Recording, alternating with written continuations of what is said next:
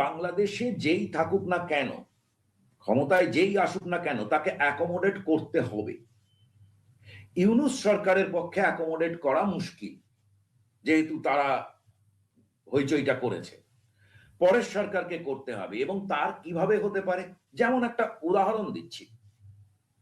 কোন রাজনৈতিক সরকার এলে আমার ধারণা এই যে আপনার পুলিশের যে মৃত্যুগুলো ঘটেছিল তার উপর যে ইন্ডেমনিটি আছে, এই ইন্ডেমনিটিকে সরতে হবে। এই ইন্ডেমনিটি সরতে হবে। ইন্ডেমনিটির ফলাফল দেখুন, একটা লোক দাঁড়িয়ে টিভি ক্যামেরার সামনে ওপেনলি বলছে আমরাই তো ঝুলিয়ে রেখেছিলাম। পুলিশ কিন্তু একটা রেজিমেন্টেড ফোর্স, তার ভেতর কি চিন্তা হচ্ছে আপনি ভাবছেন না। কিন্তু আপনি যদি দেশ চালাতে চান তাহলে আপনার পুলিশ লাগবে, আপনার আর্মি লাগবে। আপনি একজন হাদি মারা গেছে বলে আপনি বলছেন ডিজিএফআই তুলে দিতে হবে, এনএসআই তুলে দিতে হবে, ওই করতে হবে, সেই করতে হবে। এই যে প্রশ্নগুলো, এভাবে কোনো দেশ চলতে পারে না।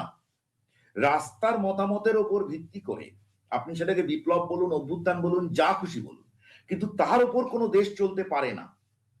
তো সুতরাং ট্র্যাডিশনাল রাজনীতিকে ফিরে আসতে হবে, যে রাজনীতির এই প্রজ্ঞাটা আছে যে কোনটা করা যায়, কোনটা করা যায় না। আমি এই জায়গাটার কথা বলতে চেয়েছি, এবং সেই জায়গায় আপনাকে আওয়ামী লীগকে নিতেই হবে।